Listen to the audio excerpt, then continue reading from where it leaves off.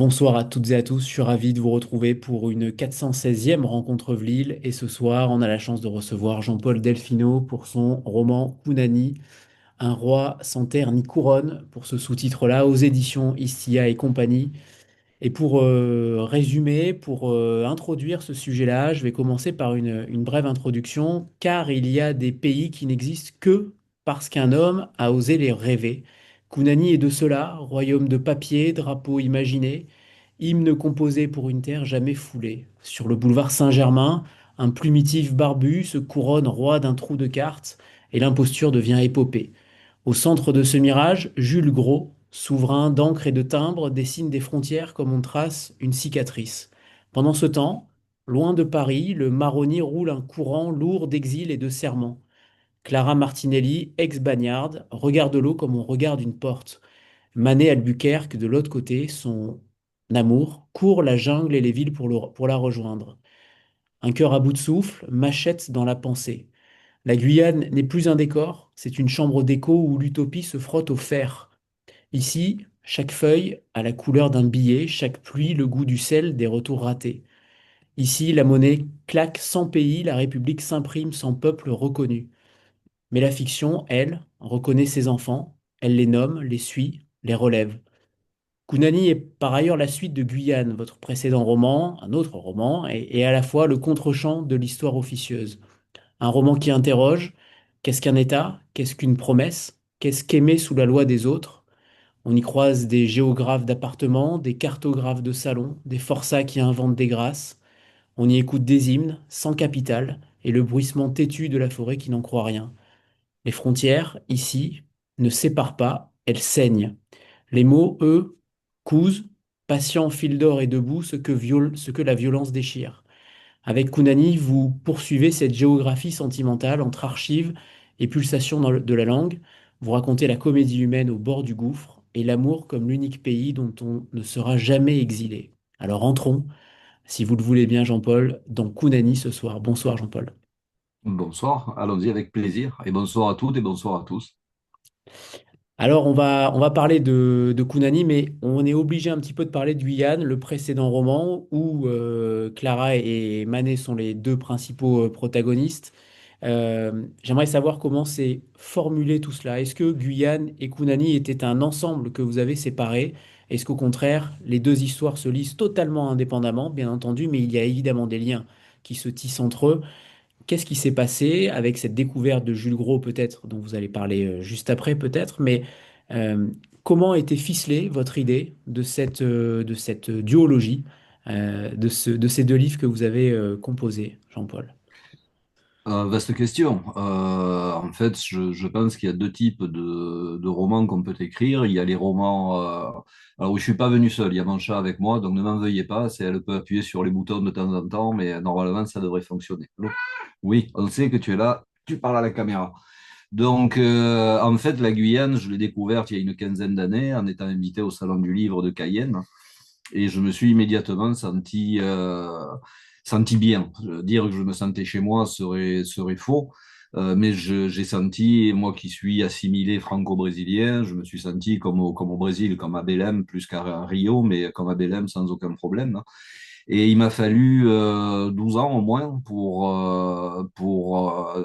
d'abord apprendre à connaître la Guyane, parce que contrairement à beaucoup de gens dont je ne citerai pas les noms, je ne suis pas un aventurier Wikipédia. C'est-à-dire, quand je parle du fleuve, je suis allé sur le fleuve. Quand je parle des garimpeiros, les chercheurs d'or, je les ai côtoyés. Quand je parle du fruit du cupuaçu, je l'ai goûté. Idem pour les Indiens Wayana. Donc, j'ai exploré à ma façon en littérateur la Guyane, c'est-à-dire d'abord les grandes villes côtières, ensuite vers l'intérieur, du côté de Saint-Georges-au-Yapock, parce que c'est la frontière brésilienne, bien évidemment, et puis après du côté de Saint-Laurent-du-Maroni. Et là, j'ai eu la chance à plusieurs reprises, de pouvoir descendre le Maroni, le Lawa, arriver en plein pays Wayana, où les touristes ne sont pas admis, mais où les écrivains le sont, s'ils ont la bénédiction du parc amazonien. Et donc, une fois que j'ai réalisé tout ça, et toujours à la demande des Guyanais, je ne suis jamais allé en Guyane de mon propre chef. Ça, c'est important. Et puis, je me suis rendu compte, donc, il y a 12 ans à peu près, que rien n'avait été écrit en matière de romans sur la Guyane. Si vous regardez la Réunion, la Guadeloupe, la Martinique, il y a pléthore de romans qui sont écrits sur ces terres. Mais la Guyane, à part mon grand copain Colin Neal, qui lui donne dans le polar historique, dans le polar, pardon, contemporain, il n'y avait rien eu que des ouvrages très précieux, d'ailleurs, d'universitaires guyanais, et quelques-uns précieux aussi d'universitaires expatriés. Et là, je me suis lancé le défi d'écrire le premier roman historique sur la Guyane. Ça m'a pris 2 ans à peu près, ou 14 ans, c'est comme vous voulez. Et puis le livre a eu beaucoup de succès.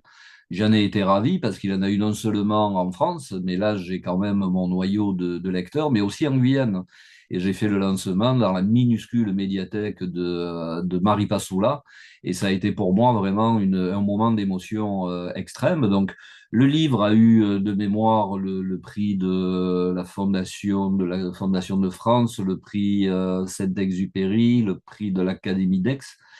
Mon éditrice Loïse Dormesson est absolument ravie, mais moi je ne voulais pas faire de suite. Faire une suite pour avoir un volume de plus ou gagner un peu plus d'argent, c'est absolument pas ce qui me fait écrire. Donc j'ai attendu d'avoir la bonne idée, le bon moment, et c'est là où Jules Gros m'a vraiment sauté à la gueule, c'est-à-dire que je travaille à l'ancienne. Je suis d'ailleurs une espèce de dinosaure aujourd'hui. Je ne jure absolument pas par l'intelligence artificielle. Je fais mes recherches, notamment sur le site de Gallica, de la Bibliothèque nationale de France, parce que je persiste et je signe. L'IA bien utilisée peut rendre des services, mais elle interdit de toute façon l'accident de recherche de documentation. C'est-à-dire que quand vous lisez un exemplaire du Petit Journal parce qu'il parle peut-être de la Guyane ou précédemment de Zola, de Suzanne Valadon, votre œil est immédiatement ou presque attiré vers la page de gauche ou la page de droite, et là, non, on ne met pas des émojis. Et là, vous tombez sur des articles qui, a priori, ne vous intéressent pas. 9 fois et demi sur 10 ne vous intéressent pas. Sauf que je suis tombé, moi, sur Jules Gros. Et alors, quand j'ai découvert Jules Gros, c'est comme si on était à Noël ou même c'est comme si toute l'année durant, on était le 25 décembre. C'est juste un personnage, mais c'est un don de la Guyane et un don de Paris. Donc là, j'ai compris que j'avais fait un roman qui se passe avec Guyane, un roman qui se passe dans l'immense majorité du temps sur la terre de Guyane. Et là, je voulais montrer dans Guyane comment la politique coloniale française avait à la fois détruit et totalement modifié cette terre. Et donc dans Kounani, je voulais montrer comment les décisions avaient été prises à Paris. Et c'est là où on se rend compte que les dirigeants, jusqu'à aujourd'hui, je dirais, en ce qui concerne la Guyane, mais je crois qu'on peut balayer beaucoup plus large en ce qui concerne l'éducation, la culture, la justice, etc. Ces gens-là ne savaient pas à l'époque, et je pense qu'aujourd'hui ils ne savent pas non plus de quoi ils parlaient. C'est réellement hallucinant. Donc, Jules Gros, c'est un personnage, si vous voulez que j'en parle rapidement, c'est quelqu'un d'absolument fantastique. Un matin, il s'est réveillé en se disant je suis le président élu à vie de la République indépendante de la Guyane, ce qui est totalement absurde. Il s'est octroyé 450 000 hectares de jungle à la frontière entre le Brésil et la Guyane. Et avec ça, il s'est dit, moi qui ne suis qu'un géographe obscur, moi qui n'ai jamais bougé mes fesses du boulevard Saint-Germain et de sa maison, son pavillon à vendre, il s'est dit, je vais apporter, je pense qu'il était assez sincère, c'était un escroc sincère, il pensait vraiment apporter les lumières que les colonies, que les terres baptisées colonies de France ou protectorat, il voulait vraiment s'inscrire dans ce mécanisme qui, à l'époque, on est en pleine expansion coloniale de la France. Donc c'est vrai qu'il a vraiment rêvé. Je pense qu'il a cru jusqu'au bout qu'il était le président élu à vie et après le roi de la République, ce qui m'a fait éclater de rire parce que juridiquement je suis pas très fort, mais un roi de la République, ça me semble assez douteux. Donc tous les ingrédients étaient là, c'est-à-dire que j'avais fini. Les deux livres se lisent indépendamment les uns des autres, mais il y a ce qu'on appelle dans le meilleur français qui soit un cliffhanger à la fin de Guyane où il y a un suspense. Et donc là, je me suis dit on va faire une espèce de roman choral, c'est-à-dire un chapitre va être consacré à Clara qui rentre en Guyane, au couvent, à la prison pour femmes, et qui va partir à la recherche, dès qu'elle sera libérée, de son mari, Manet, qui lui-même est dans un bateau et part en direction de Paris pour aller chercher sa femme, qu'il avait quittée un peu plus tôt. Et donc, tout ça me permet d'avoir les deux regards. D'un côté, on voit comment la Guyane continue à se développer sous les auspices plus ou moins bienveillants du gouvernement français, et on voit comment, dans les ministères français, on méconnaît totalement la Guyane. Et juste pour terminer, une petite anecdote, parce que je m'en rends compte maintenant. Je suis arrivé la première fois c'était Papaïston ou Antecompata, je sais pas, donc c'est assez loin dans le fleuve Maroni. Et donc, présentation évidemment au chef de village, au chaman, à celui qui fait le ciel de case, donc tout se passe très bien. Et je vois dans un coin deux paraboles absolument magnifiques, deux paraboles terrestres blanches. Et au bout d'un moment, je vais questionner le chef du village. Je lui dis, c'est pourquoi? Et il me répond. Mais les Indiens Wayana vous répondent toujours 10 secondes après que vous ayez posé la question. D'ailleurs, j'ai demandé pourquoi et on m'a dit parce qu'on se demande toujours si le silence qu'on va casser valait la peine qu'on le casse pour les choses qu'on va prononcer. Donc depuis, ça me trotte dans la tête, cette histoire. Et donc, je lui pose la question, pourquoi ces deux paraboles? Il me répond, Paris a été très gentil avec nous, on a vécu, nous aussi, le Covid à notre façon, et on pense qu'on va faire de l'enseignement par visio. Donc, je dis, vous êtes content? Il me fait un sourire absolument énigmatique, et il me dit, oui, je suis content, mais il faudrait dire à Paris qu'ici, on n'a pas l'électricité. Donc le vrai problème, il est là. C'est-à-dire que des décisions sont prises à Paris sans prendre en compte la réalité du terrain. Donc c'est ça qui m'a poussé, je crois. Encore une fois, c'est un roman d'aventure, c'est un roman romanesque, mais c'est aussi une grande lettre d'amour à la Guyane, qui est une terre totalement méconnue. Alors, oui, vous avez dit beaucoup de choses, Jean-Paul. Je vais essayer de rebondir tour à tour sur ce que vous avez dit. La première, c'est l'IA. Comme on voit à la fin du livre, c'est la première fois que je vois ça sur un livre, 100% humain, livre garanti sans intelligence artificielle. On en est arrivé là, donc, aujourd'hui, en 2025, à devoir prouver qu'un livre n'a pas été écrit par l'intelligence artificielle. Vous avez un œil avisé sur l'édition française et notamment sur l'impact de l'IA aujourd'hui dans le monde éditorial.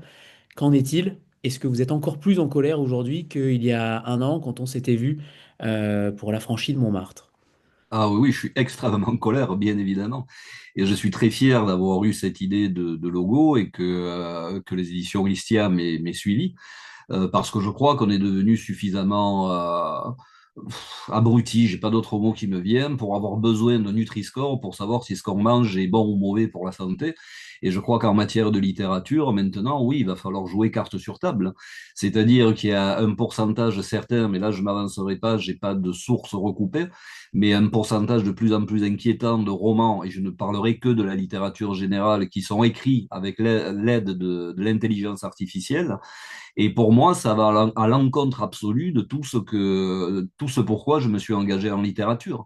C'est-à-dire qu'aujourd'hui, en 2 heures, avec des prompts adéquats, vous pouvez tomber un bouquin de 700 pages. Moi, il me faut 1 an et demi pour écrire un bouquin de 700 pages. Et surtout, vous allez pondre quelque chose qui n'est qu'un patchwork de choses qui ont été écrites par d'autres. Et ça, c'est quelque chose qui vraiment me fait mal. Il y a tromperie sur la marchandise.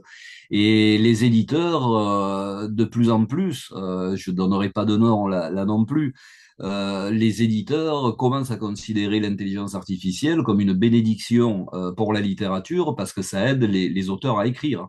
Donc là, dans l'équation, il y a quelque chose qui ne fonctionne pas, parce que si un auteur a besoin d'intelligence artificielle pour écrire, c'est qu'il écrit peut-être pour de mauvaises raisons. Là, je m'avance sans doute, mais je refuse, et peut-être que j'y parviendrai, j'ai peu de chance, mais je refuse que des livres qui soient écrits avec l'intelligence artificielle puissent être considérés comme de la littérature. C'est considéré comme du livre, et ça ne me fait pas peur. Ce qui m'inquiète beaucoup plus, ce sont les lecteurs qui aujourd'hui sont prêts à accepter pour une partie d'entre eux des livres écrits par l'intelligence artificielle. La dernière découverte que j'ai faite, mais à Paris, vous devez connaître ça depuis longtemps, c'est qu'on a inventé un rayon romantaisie. Romantaisie. Et il y a des gens qui écrivent des volumes, mais qui sont extrêmement épais, tout dans le bling-bling, dans la couverture, je parle dans l'objet livre. Il faut que ça attire l'œil. Et ces livres, de toute évidence, pour qui a un peu lu la littérature traditionnelle, ce sont des livres écrits par des intelligences artificielles. Donc ça me fait très très peur. Et je vais finir avec une petite anecdote là aussi, c'est que je discutais avec un éditeur qui m'appelle en me disant, voilà, j'ai un monsieur qui est venu me voir, très beau garçon, très jeune, bien habillé, bronzé. J'ai dit, et alors? Et il me dit, ben, il nous avait envoyé son livre qui était écrit par l'intelligence artificielle et mal écrit en plus, parce qu'on peut mal écrire avec de l'intelligence artificielle. J'ai dit, mais tu me racontes quoi? Là, une histoire de gravure de mode, on parle de littérature, on parle de quoi? Et là, il me dit, ben, ouais, ce qui nous fait hésiter à le publier, c'est qu'il a 1 million de followers sur TikTok. Et là, je lui dis, mais vous êtes dans la panade la plus absolue. C'est-à-dire, si vous ne le publiez pas, et il exigeait d'avoir un tirage à 300 000 exemplaires et le prix Goncourt pour son premier roman hier, évidemment. J'ai dit, si vous ne le publiez pas, il va vous traîner dans la boue avec ses followers, et si vous le publiez et qu'il a moins de 300 000 ventes et le prix Goncourt, il va vous traîner dans la boue aussi. Donc c'est contre tout ça qu'il faut se battre aujourd'hui. Euh, enfin, là, ça nous entraînerait trop loin dans le débat, mais je tire, pardon, la sonnette d'alarme depuis déjà 5, 6, 7 ans en disant que la littérature générale française est en danger. Sur le plan c'est pas la totalité qui est en danger, mais je trouve que beaucoup de nouveaux auteurs qui arrivent sur le marché n'écrivent peut-être pas pour de bonnes raisons, et ça, je peux aussi les comprendre, parce que écrire un livre aujourd'hui, c'est entre 1 an et demi, 2 ans de travail. Et quand on vend 300, 400 exemplaires, c'est pas considéré comme un best-seller, mais l'éditeur ne perd pas trop d'argent. Donc avec 400 ventes, on gagne entre 700 et 850 euros. Donc qui va travailler 1 an et demi, 2 ans pour 750 à 800 ou 900 euros? Donc je crois que tout est en train de se brouiller. Et il me semble que on risque de traverser une crise des vocations. Et là, on assiste d'ores et déjà, et ça va aller de plus en plus vite, à une métamorphose du milieu éditorial français où on ne sera plus. D'ailleurs, beaucoup d'éditeurs font ça, je ne citerai là encore, hélas, pas de nom. Beaucoup d'éditeurs utilisent les manuscrits qu'ils reçoivent en les faisant passer à la moulinette de l'IA pour savoir s'ils vont les publier. Enfin, c'est totalement absurde. Il n'y a plus aucune prise de risque, hein, la plupart du temps dans les romans contemporains que je peux lire. Enfin, il faut que ce soit lisse. Et comme je le disais déjà pour mon précédent roman, pour Suzanne Valadon, les gens écrivent aujourd'hui, non pas avec, même pas avec l'envie de plaire, mais avec la peur de déplaire, hein. Et ça, c'est quelque chose qui est vraiment dramatique. Si la littérature n'est pas là pour mettre des coups de pied dans la fourmilière, alors à quoi elle sert? C'est bien dit. Merci, Jean-Paul. C'est la version polie. J'en ai une autre, mais je la garde pour moi. On avait bien senti. On va revenir sur le Maroni, on va revenir sur ce pays, sur la Guyane, parce que j'imagine que peu de personnes ont eu la chance d'y aller. Vous parlez dès le début, alors on est plongé clairement dans l'univers de ce fleuve. Vous dites que les animaux sont souvent inoffensifs et ont souvent peur de l'être humain. Et vous parlez surtout des insectes, en réalité, des insectes extrêmement difficiles, les insectes qui peuvent tuer, les insectes qui peuvent être extrêmement dérangeants. Racontez-nous aussi vos aventures là-bas. Comment vous avez ressenti le pays? Comment vous avez ressenti ce Maroni? Qu'est-ce qui vous a fasciné? Qu'est-ce qui vous a transporté dans un autre monde? Vous qui êtes si proche du Brésil, c'est un autre peut-être paysage, même s'il y a forcément des ressemblances.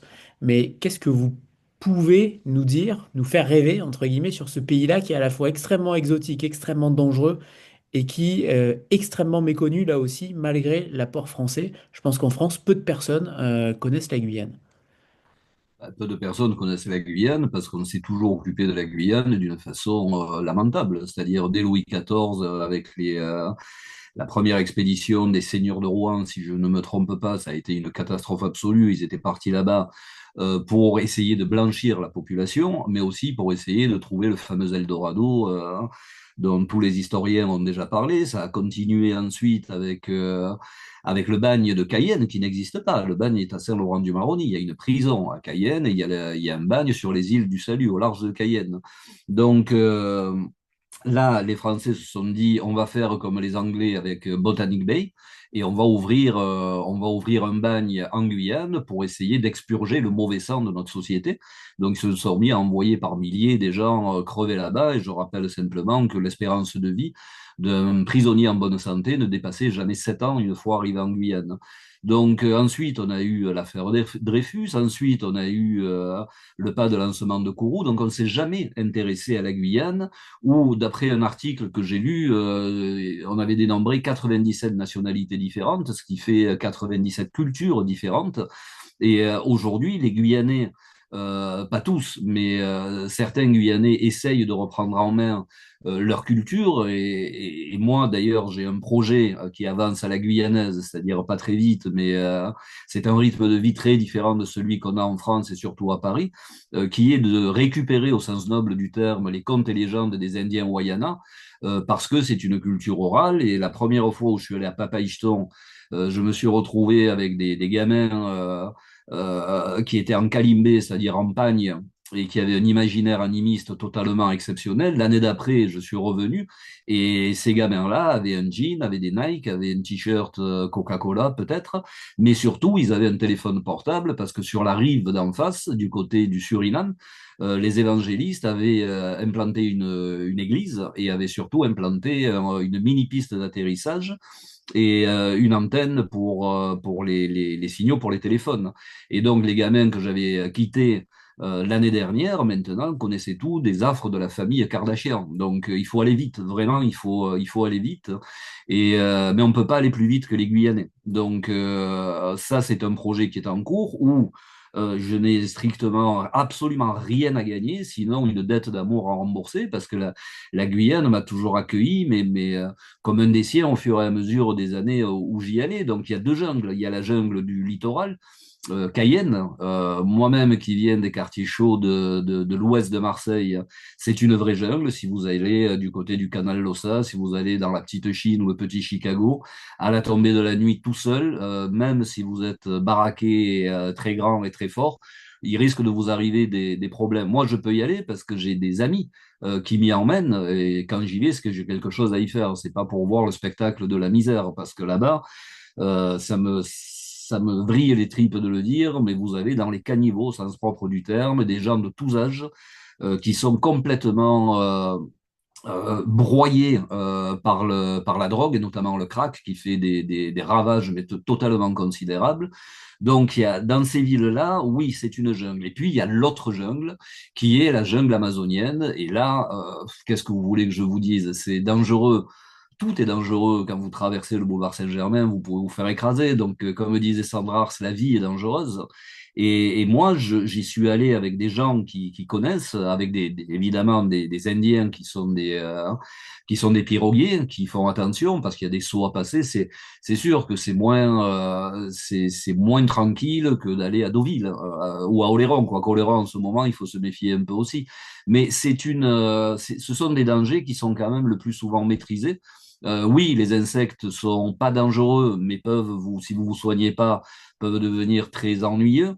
En ce qui concerne les piranhas, j'ai eu la bonne idée parce que tout se fait par le fleuve là-bas. Il n'y a pas d'eau, pas d'électricité. Donc, de ses besoins jusqu'à la cuisine, en passant par le linge qu'on lave, tout passe par le fleuve. Et quand je dis ça, souvent les gens ont des yeux effarés en me disant, mais c'est la même eau. Oui, mais enfin, il y a quand même des milliers de mètres cubes à la seconde qui passent et c'est dilué dans l'immensité du fleuve. Et là, j'ai eu la bonne idée d'aller me baigner à un endroit qu'on ne m'avait pas indiqué. Et puis, à un moment donné, je sens des petits gratouillis sur les chevilles. Et je vois deux de mes élèves, si j'ose dire, deux petits Wayana qui se poussent du coude, très calmement, très gentiment. Et je leur demande si tout va bien. Et là, ils pointent l'endroit où je suis en me disant Piraille. Et pirailles, ce sont, si vous voulez, les petits poissons pilotes des piranhas. C'est-à-dire, si ils vous mangent les peaux mortes et s'ils les trouvent à leur goût, ils vont appeler les copains. Puis allez, là, ça peut aller très vite. Mais encore une fois, voilà, ce sont des inconvénients. Et c'est vrai, je l'avoue, quand au bout de 10 jours, 12 jours, 15 jours, vous revenez à la civilisation et que vous entrez à Cayenne dans votre chambre d'hôtel, vous appuyez sur un bouton et la lumière arrive, mais c'est absolument magique. Oui, mais c'est quand même très très cher payé par rapport à ce qu'on a perdu. Et j'en veux effectivement ce paysage qui est totalement gigantesque, démesuré. La première fois où j'y suis allé, ça m'a fait penser, j'avais 14 ans quand je suis allé à New York, et j'ai pas attrapé de torticolis parce que j'étais jeune, mais à force de regarder à force de regarder les buildings et les gratte-ciel, j'étais vraiment écrasé. Et quand on est en Guyane, c'est la même chose. Il y a des murailles de jungle qui font de 30, 40, 50, 60 mètres de hauteur. Et je vous promets que si vous vous aventurez plus de 10 mètres à l'intérieur, même si vous avez un excellent sens de l'orientation, vous êtes perdu. Ce sont vraiment des cathédrales de jungle. J'ai presque eu des pulsions rousseauistes qui lui disaient il faut prier, d'accord, mais pourquoi prier dans les églises et les cathédrales? Il faut aller dans la forêt et prier avec les arbres. Et c'est vraiment la sensation que j'ai eue. Et puis la sensation aussi à la fois d'une grande solidarité, mais sans tomber dans les excès, et à la fois aussi d'une grande violence. La vie est compliquée pour les Indiens du fleuve. Elle est faite entre l'indolence et après le rapport toujours très compliqué qu'il y a avec la France et avec les expatriés qui ne sont pas tous exempts de reproches. Donc c'est tout ça que j'ai vécu et que je vais, j'espère, continuer à vivre. J'ai une amie qui m'a écrit pas plus tard que tout à l'heure sur WhatsApp en me montrant avec fierté qu'elle avait acheté Kunani parce qu'il vient, ça y est, il vient d'arriver en Guyane. Et donc, elle espère me faire venir pour le prochain salon l'année prochaine. Donc, je suis ravi. Mais c'est un véritable coup d'amour, vraiment. Là, il y a quelques années, j'ai passé 4 mois à Zurich. J'ai rien contre les Suisses, mais je devais faire un film et en 4 mois, il m'est rien arrivé, quoi. Vous me lâchez 10 minutes à Rio, à Belém ou à Papaïstan et il m'arrive des milliards de choses. Donc c'est pas un pays dont on sort indemne, mais si vous avez peur d'y aller, faites comme pour le Brésil, oubliez tout ce que vous avez lu, tout ce qu'on vous a rabâché, parce que souvent c'est écrit par une élite qui a honte des valeurs de son propre pays, et je pense là particulièrement au Brésil. Oubliez tout ça, c'est plus la peine d'être aussi prudent que dans les années 80 quand j'y étais. Aujourd'hui, excusez-moi, mais on n'a qu'à regarder les faits divers en France. Sauf que le Brésil, vous allez me dire, oui, à Rio, on vient de tuer 120 personnes soupçonnées de narcotrafic. Oui, mais je vous dis aussi, le Brésil, c'est 16 fois la France. Donc, vous multipliez les chiffres par 16, le nombre d'homicides qu'il y a en France en une journée, vous verrez bien le résultat. Donc, ce sont des terres qui sont redevenues pour moi des terra incognita, comme on disait au Moyen Âge, et donc des terres où il faut aller tremper sa plume quand on est littérateur, parce que ça vous permet de sortir d'un piège dans lequel, enfin pour moi c'est un piège, dans lequel je ne suis jamais tombé, c'est l'autofiction et l'écriture à la première personne du singulier.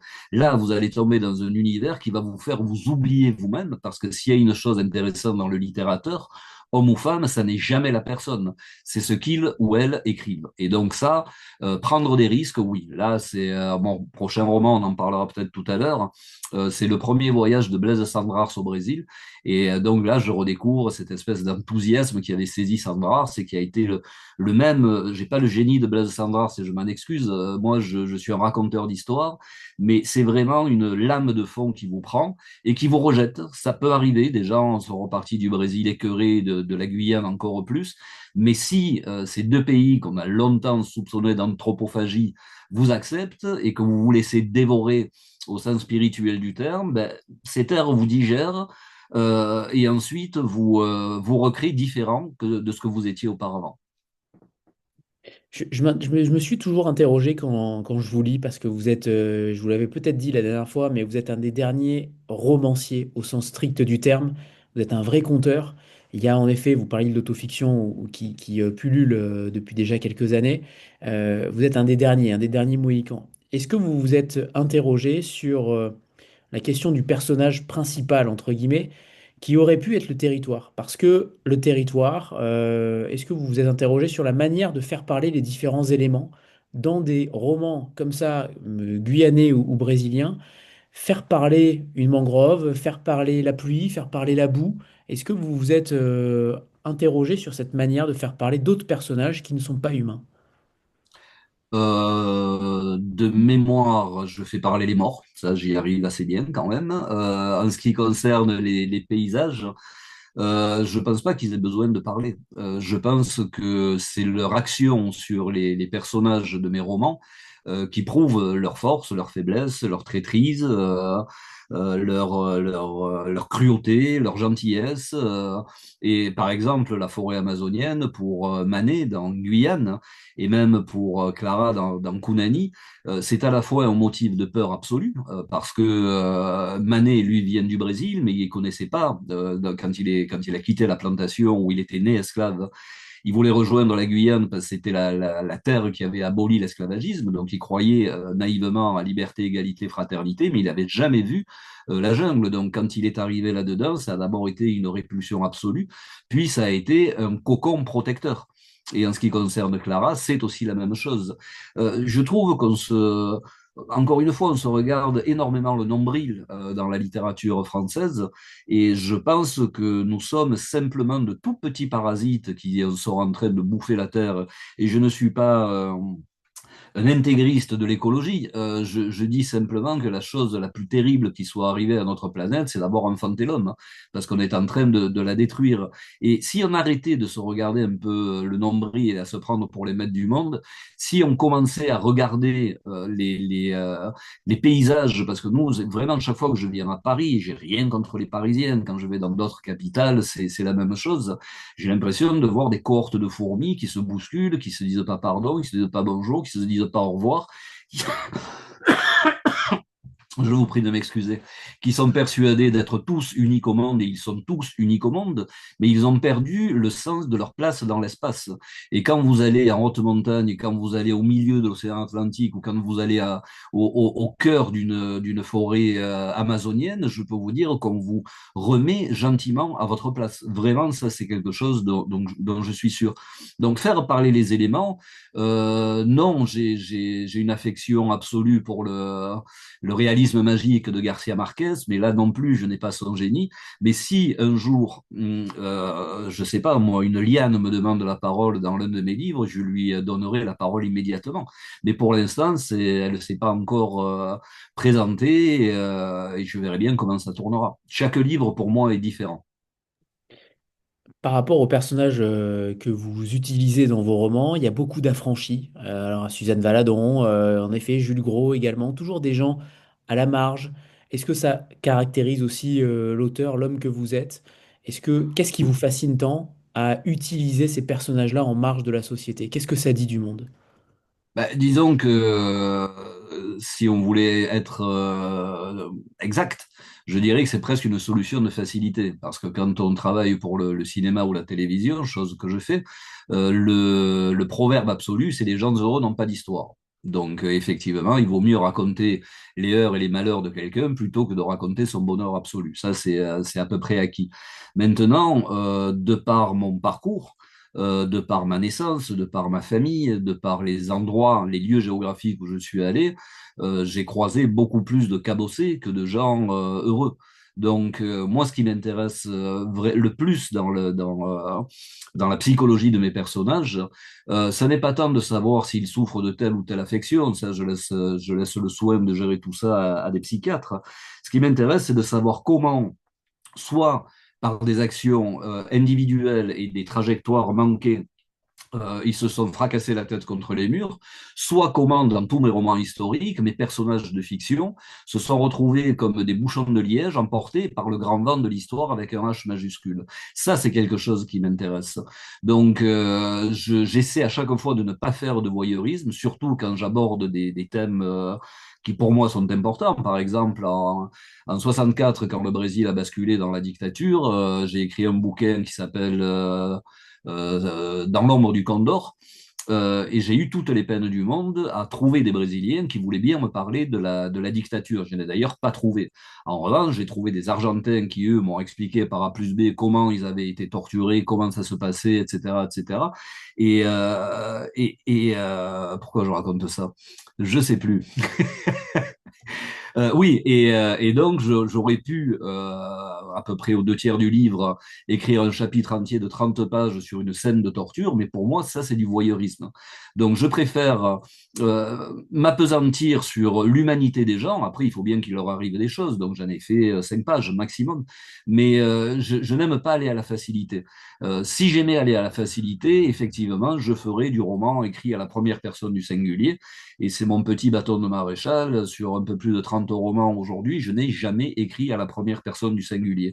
Et c'est vrai que je préfère m'occuper du cas de Suzanne Valadon que de Lola Lempicka, que je connais très peu d'ailleurs, donc peut-être je vais dire une énormité. Mais Suzanne Valadon, elle est fille de père inconnu, avec une mère alcoolique, analphabète, elle vient du sous-prolétariat, elle est arrivée à être la première femme à être exposée à la nationale, si je me souviens bien, et la première femme à avoir peint un homme nu, ce qui était à l'époque d'une audace absolue. Et Chiquinha Gonzague, dans ma collection sur les grands noms de la musique brésilienne, c'est la même chose. Elle est devenue, mais toujours après des heurts et des malheurs, c'est-à-dire elle a abandonné son statut de noblesse, et en tant que métisse sans mêler, elle est retournée à la rue dans la bohème carioca, elle a inventé un genre musical nouveau qui est le choro, et elle a fini sa trajectoire en étant la première femme chef d'orchestre au monde. Ça m'intéresse. Vraiment, ça m'intéresse. Écrire sur la bourgeoisie ou la noblesse m'intéresse aussi, parce que j'essaie toujours, dans tous les romans que je fais, de trouver des traces d'humanité chez tous les personnages, même les plus dégueulasses qui soient. Dans Guyane, il y a Alphonse de Saint-Lucien, si je me souviens bien. Pour moi, dans ma tête, c'était le fils naturel de Macron et Sarkozy. Vous voyez, c'était pas un garçon tout à fait recommandable. Et j'ai quand même essayé de trouver dans son personnage de la poussière d'étoiles. Et on en a tous. Et ça fait mal de dire ça. Même Franco, Mussolini, Hitler, des gens comme ça. Même Dutroux avait certainement un peu de poussière d'or quelque part en lui. Et moi, je ne veux pas faire du binaire. C'est trop compliqué pour moi de faire il y a les gentils d'un côté et les méchants de l'autre. Ce qui m'intéresse, c'est comme quand je parle de la jungle, c'est de dire qu'elle est dangereuse, oui, mais qu'elle est merveilleusement belle. Et je crois que l'humanité est comme ça aussi. Et je me refuse à faire de la littérature à courte vue en disant il y a moi et le reste du monde, ou il y a mon nombril et les autres, ou il y a les gentils et les méchants. Ça, c'est la vie, en tout cas celle que je la connais, n'est pas comme ça. Mon grand-père, je vous en parlais la dernière fois, il a passé 45 ans sous terre, à 500 mètres sous terre, en tant que mineur de fond. Lui savait ce que c'était le travail, et il m'a raconté des histoires qui, moi, me tirent encore des larmes des yeux. Donc je pense que c'est peut-être cette humanité-là, et c'est un bien grand compliment que vous me faites en me disant que je suis l'un des derniers des Mohicans, et j'en suis très très fier, vraiment. Mais je pense que la littérature aujourd'hui est encore une fois en train de se perdre et de prendre un tournant entre l'autofiction et l'intelligence artificielle qui vraiment m'inquiète beaucoup, et je suis très curieux. Je ne pourrais pas vivre encore 150 ans, mais de savoir ce qu'on dira dans 100 ans de la production littéraire contemporaine. Il faut m'interrompre parce que vous avez posé 3 questions et ça fait 3 quarts d'heure déjà, donc ne vous sentez pas Alors, gêné, hein. j'aimerais qu'on parle de Jules Gros parce que Jules Gros, étrangement, il apparaît plus de 100 pages, à plus de 100 pages dans le roman. Alors vous allez peut-être nous expliquer aussi la manière dont vous avez structuré le roman, puisqu'on a d'un côté Clara et Manet, cette aventure-là où vous alternez les chapitres, et puis Jules Gros apparaît au bout de, allez, un gros tiers du livre, qui va défendre la politique de Jules Ferry. Et ensuite, il va s'autoproclamer, comme vous l'avez dit tout à l'heure, président depuis le boulevard Saint-Germain. Est-ce que il y a un côté survivance de cet homme-là? Est-ce que vous y voyez l'écho de nos souverainetés imaginaires contemporaines? Est-ce que vous y voyez certains hommes politiques qui peuvent, entre guillemets, s'accaparer certains territoires, certains pays? Il y a quand même, je trouve, beaucoup de survivance dans ce personnage qui est totalement lunaire, mais en même temps, il y a beaucoup de vrai dans ce qu'il évoque, dans ses propos. Alors, de vrai par rapport à nos hommes politiques aussi aujourd'hui, mais qu'est-ce que vous en avez déduit après l'avoir aussi bien étudié? Ben, je n'ai déduit que, comme pour la politique de la France vis-à-vis de la Guyane, l'animal politique n'a pas changé depuis Jules Gros jusqu'à aujourd'hui. Vraiment, enfin, c'est d'une évidence quand on étudie tout ça. Par exemple, notre cher Emmanuel Macron, qui n'a rien trouvé de mieux que de dire, alors qu'il est quand même le responsable de quelques centaines de milliers de Français qui vivent en Guyane, Il a dit que la Guyane était une île et qu'il fallait absolument redonner des autorisations pour exploiter l'or en Guyane parce qu'il y avait la montagne d'or. Mais la montagne d'or, il ne sait pas ce que c'est. La montagne d'or, c'est pas une montagne où on arrive avec des pelles et des pioches où on va chercher de l'or. La montagne d'or, c'est un promontoire où, à certaines parties de l'année, durant certaines saisons, le feuillage des arbres se couvre d'or. C'est que ça. Donc, si vous voulez, c'est si encore on faisait des bêtises avec la Guyane, comme dans d'autres domaines politiques, et qu'ensuite on s'en rende compte, on disait excusez-nous, on s'est trompé, est-ce que vous pouvez nous aider à prendre de bonnes décisions? Ça, j'arriverai à le comprendre. Mais aujourd'hui, on est dans une société internationale qui non seulement est hyper capitaliste, j'ai rien contre le capitalisme, l'hypercapitalisme, moi, m'embête beaucoup, mais qui est toujours très colonialiste. Regardez ce que Poutine fait avec l'Afrique actuellement, ce que la Chine fait avec l'Afrique actuellement. Regardez ce que la France fait ou ne fait pas dans ce qui a été ses dernières colonies et ce qui est encore aujourd'hui une survivance ce qu'on appelait les dom-toms. Tout est fait à l'emporte-pièce.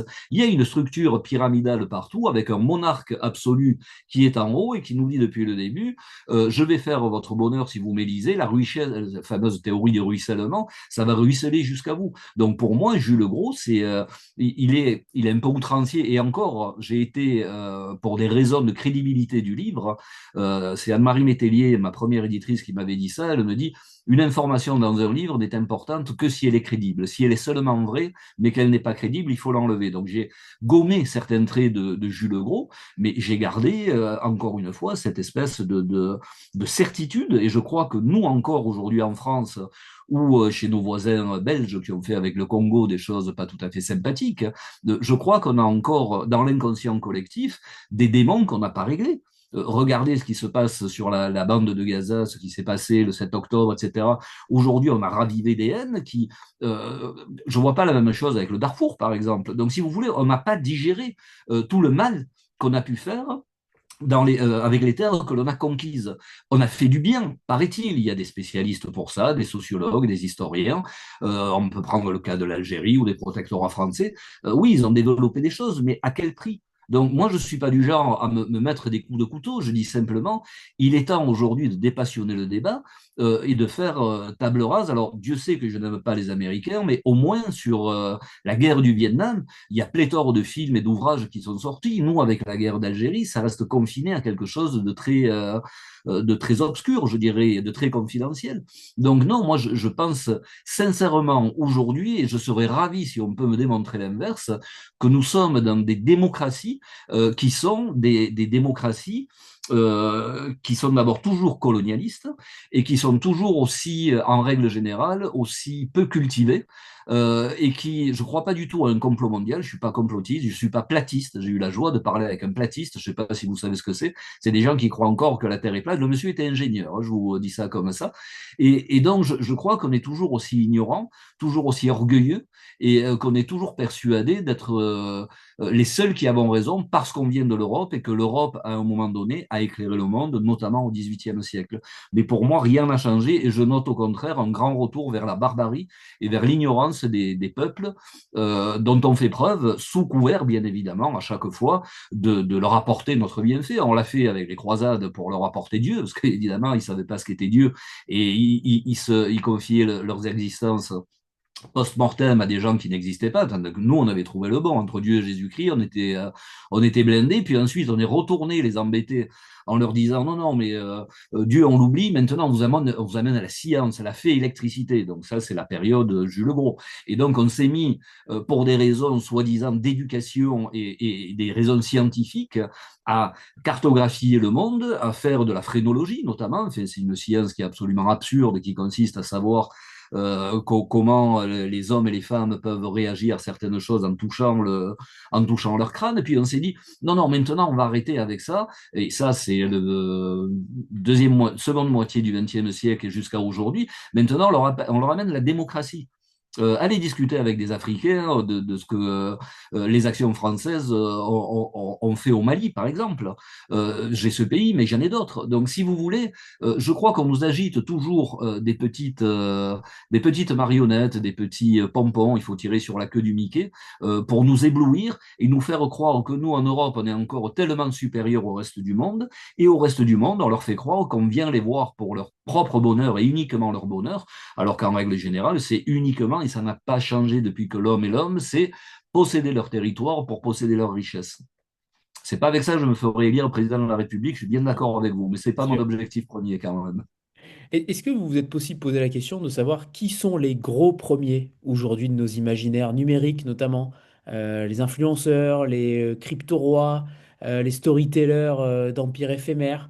Il y a quelque chose, il y a un sujet véritablement, il y a des Jules Gros un petit peu partout aujourd'hui.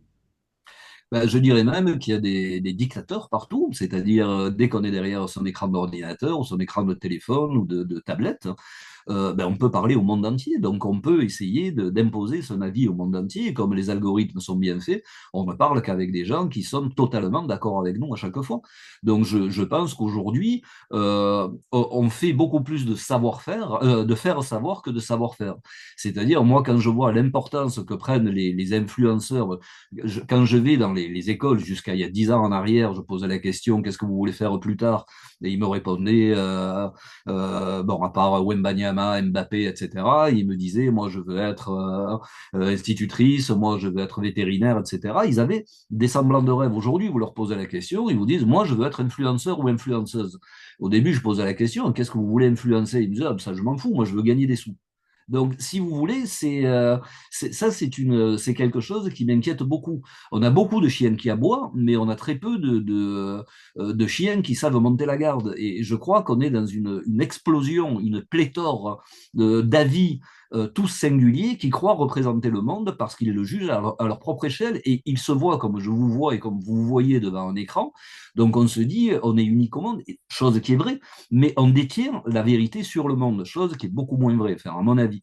Donc, vous dire que je n'ai pas trop d'estime pour les influenceurs en règle générale, oui, ce serait en dessous de la vérité. Sincèrement, je vous le dis, alors c'est peut-être une légende urbaine, mais c'est un ami qui est dans le milieu éditorial qui m'a raconté comment la femme de ménage avait explosé. Et il paraît que c'est juste une story. J'adore les néologismes anglais, c'est quelque chose qui me remplit de joie. Alors, on va me dire, ramenez-moi après à la story de la femme de ménage, hein, mais juste une petite parenthèse sur les anglicismes, ça me rend hystérique. Alors, les linguistes me disent, oui, mais la langue française doit évoluer, monsieur. D'accord qu'elle évolue, mais pourquoi qu'avec des mots anglais? Pourquoi pas de mots espagnol, portugais, italien, serbo-croate, je ne sais rien. Donc ça aussi, c'est une espèce de colonialisme, le fameux soft power nord-américain. Alors là, je mets en garde depuis 20 ans déjà, mais il y a rien qui se passe. Mais bon, peu La importe. loi tout bon n'est pas Donc, respectée. pardon? La loi tout bon n'est pas respectée, en effet. Ah, mais des lois qui ne sont pas respectées, je peux vous en donner une belle cargaison, rassurez-vous, hein, parce que les effets d'annonce, on est passé maître dans l'art du genre. Mais pour revenir à notre bonne femme de ménage, je ne connais pas l'autrice et je suis ravi, je suis pas jaloux du succès des autres. Et j'en profite pour dire que je suis l'un des rares à vivre de ses droits d'auteur. Vraiment. Donc, pour moi, ça, j'ai jamais été aussi bien payé sur les avaloirs, je n'ai jamais eu autant de bons pourcentages sur les ventes, je n'ai jamais vendu autant de livres, donc pour moi tout va bien. Mais je suis d'une tristesse absolue quand je vois ce que la littérature devient. Ça, c'est une certitude. Donc, pour revenir à la femme de ménage, je ne suis pas jaloux de son succès, loin de là. Parce que quand il y a trop d'argent, je ne sais pas comment on s'en sert. Donc, il faudra peut-être que je prenne des cours un jour si un jour j'arrive à faire de grosses ventes. Mais mon pote m'a dit, bah, c'est simple, il y a eu une story sur je sais plus quel réseau social, où je crois que c'est Nabila ou quelqu'un dans le genre qui a ouvert la porte, le postier est arrivé, il a tendu une enveloppe, Nabila ou l'influenceuse l'a ouvert, le livre est encore sous blister, elle a regardé, oh il est trop joli, je suis sûr qu'il va vous plaire mes chéris. 300 000 exemplaires. moi, je veux bien, mais comme critique littéraire, j'ai connu quand même plus pointu et plus argumenté. Donc, on en est là aujourd'hui. Enfin, vraiment, je tire la sonnette d'alarme parce que j'aime sincèrement la littérature. Et quand je vois, passez-moi la grossièreté, comme elle est salopée par une bonne majorité, je crois, il y a encore des éditeurs honnêtes, heureusement. Et là, je pourrais en citer plusieurs, notamment mes éditeurs. Mais je pourrais aussi citer les éditions Chopin, je pourrais citer Sabine Vespizer, je pourrais citer des gens qui se battent encore pour la littérature, mais je crois qu'aujourd'hui, on est vraiment en train de faire du livre de l'abattage. C'est un peu comme dans les temps modernes avec Chaplin, quand il revisse et qui se fait prendre par le rythme. Aujourd'hui, on en est là. Enfin, on arrive à 600, 700 exemplaires à chaque rentrée littéraire de septembre ou de janvier. C'est ahurissant. C'est totalement ahurissant. S'il y avait 700 chefs-d'œuvre, je vous promets, voilà. Ah oui, je suis un dinosaure. J'écris encore avec un stylo. Je prends mon stylo, je le pose et j'écris plus. 700 ouvrages de génie dans la même année, mais j'en ai pas jusqu'à la fin de ma vie, mais j'en ai pour un bon moment. Donc non, le livre est en train de devenir, encore une fois, comme l'éducation nationale, c'est en train de devenir un objet de marchandage. Je parle de l'éducation nationale parce que j'ai appris ce matin que seuls 4% des enseignants estimaient être valorisés en disant qu'ils étaient enseignants dans des discussions. Et je crois que la place du littérateur, de l'écrivain, homme ou femme, c'est exactement la même chose.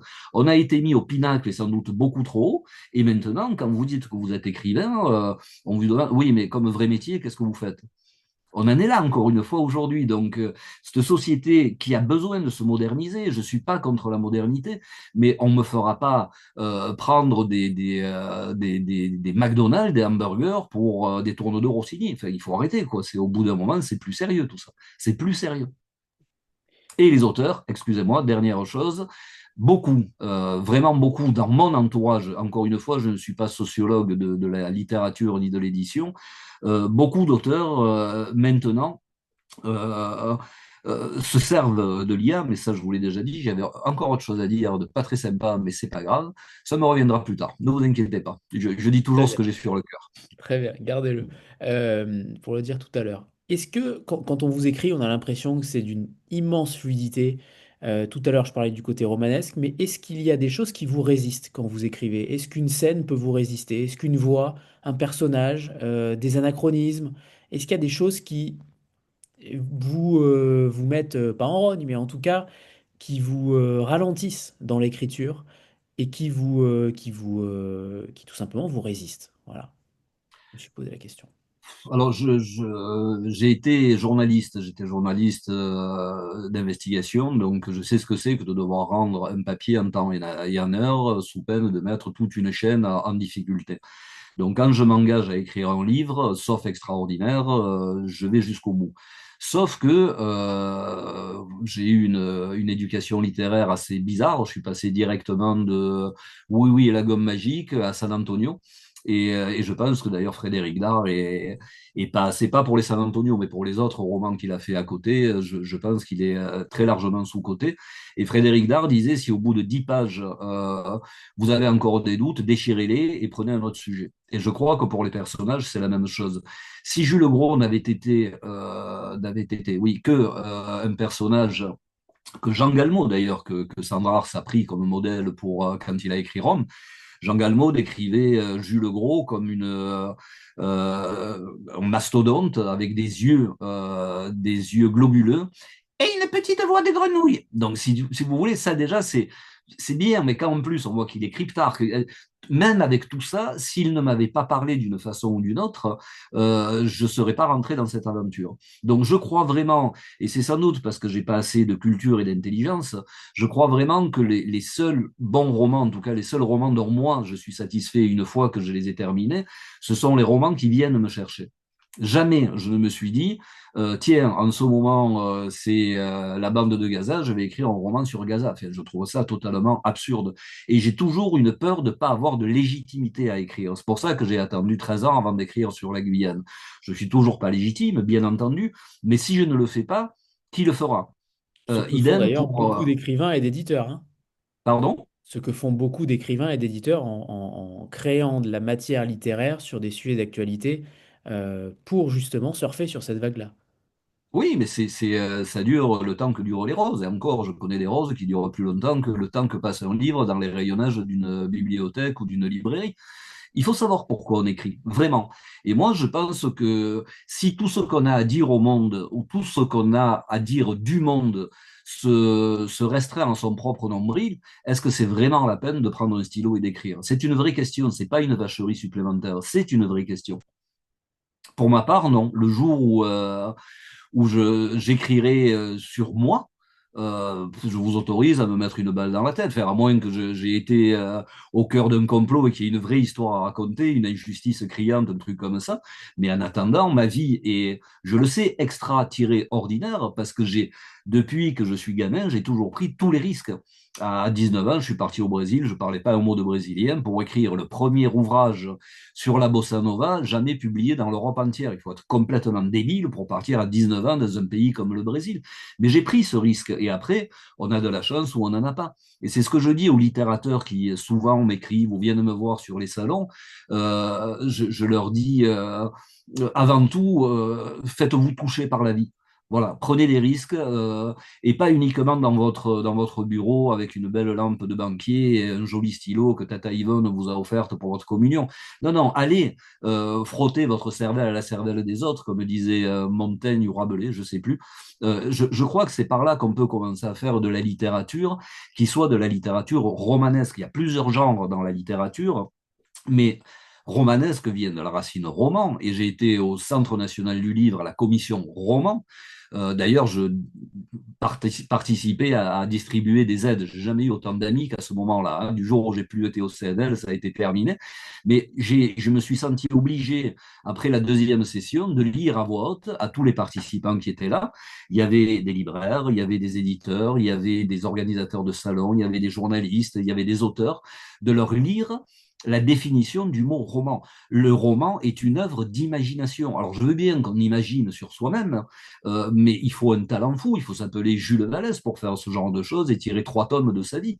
Il faut un vrai talent d'écriture. Donc, écrire sur soi-même, c'est, je le répète à tous les néo-littérateurs, je leur dis toujours, pour écrire votre premier roman, choisissez un personnage historique. Et ça va vous détacher de vous-même. Et quand vous lirez ce que vous aurez écrit, vous verrez à la fin qu'il y a malgré tout énormément de vous-même.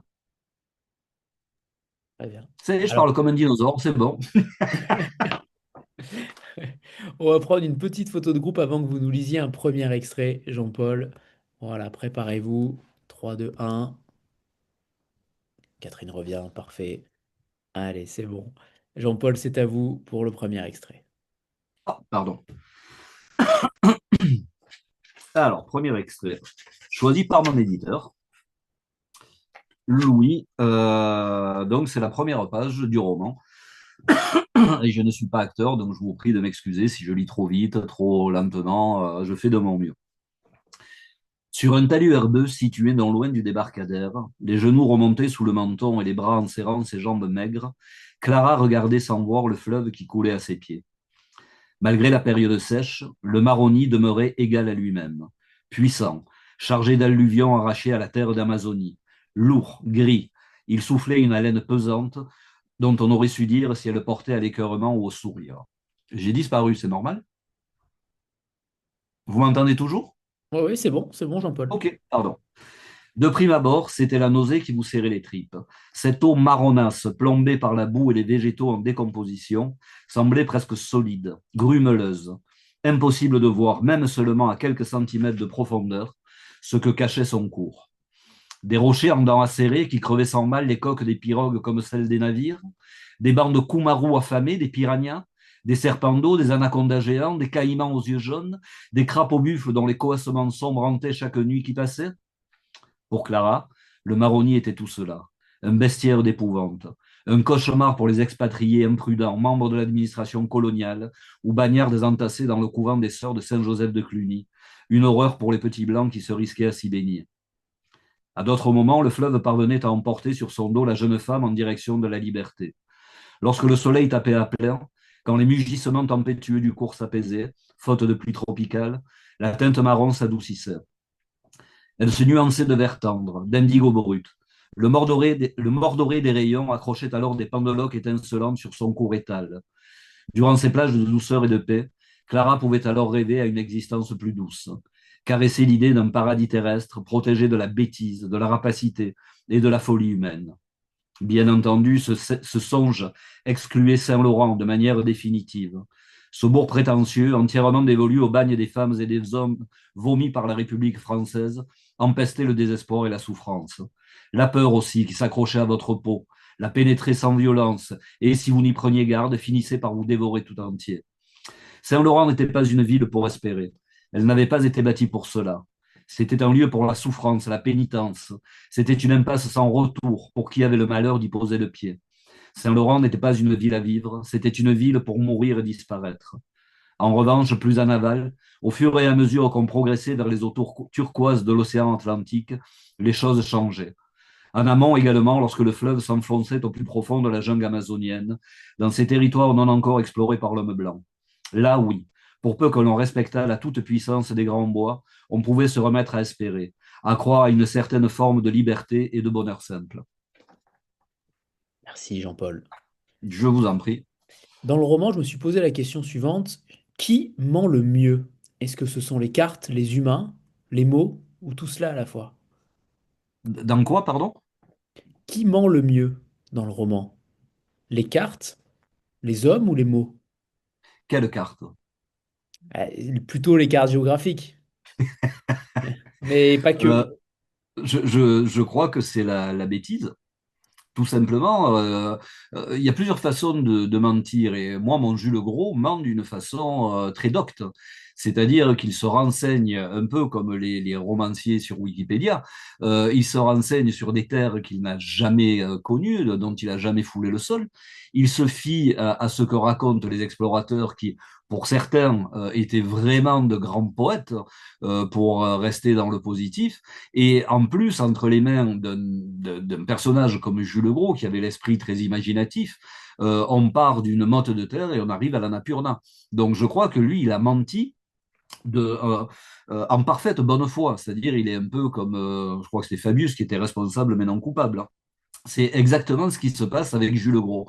C'est-à-dire, il croit tellement à son rêve d'être président élu à vie qu'il va tout faire pour que personne ne casse son rêve. C'est comme quand vous êtes amoureux d'un homme ou d'une femme. Vous voulez tellement que cette personne, si vous êtes réellement fou amoureux d'elle ou de lui, vous voulez tellement que en face, la personne corresponde à l'idée que vous faites de lui ou d'elle, que vous le ou l'apparez de toutes les qualités possibles et imaginables.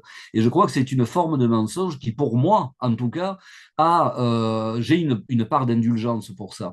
C'est-à-dire, quand on écrit des récits de voyage alors qu'on n'a pas mis le pied quelque part, je trouve ça extrêmement malhonnête. Mais quand on se met en tête de faire le bonheur d'une population qu'on ne connaît pas et qu'on risque tout, parce il a même perdu sa vie avec cette histoire de rêve, à la fin, sincèrement, aujourd'hui, je ne peux toujours pas trancher sur qui était Jules Gros. Est-ce que c'était un escroc? Certainement, parce qu'il a vendu les titres de propriété qu'il ne possédait pas. Est-ce que c'était un utopiste?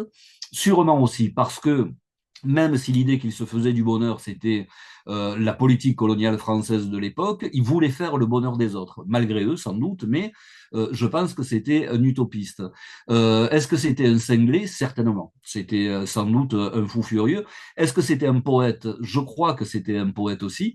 Et est-ce que c'était un alcoolique? Je crois qu'il était alcoolique avant tout le reste, ce qui n'a fait que décupler toutes ses propensions à vouloir devenir et rester le président à vie d'une république imaginaire. Par rapport aux langues que vous utilisez, dans le roman, il y a beaucoup de gouailles, il y a beaucoup d'argot, il y a beaucoup de langues finalement. Vous arrivez à déverser tout cela dans le roman sans aucun problème. Comment vous avez travaillé les choses? Est-ce que c'était nécessaire justement pour que l'histoire soit crédible? Tout à l'heure, on parlait de la crédibilité.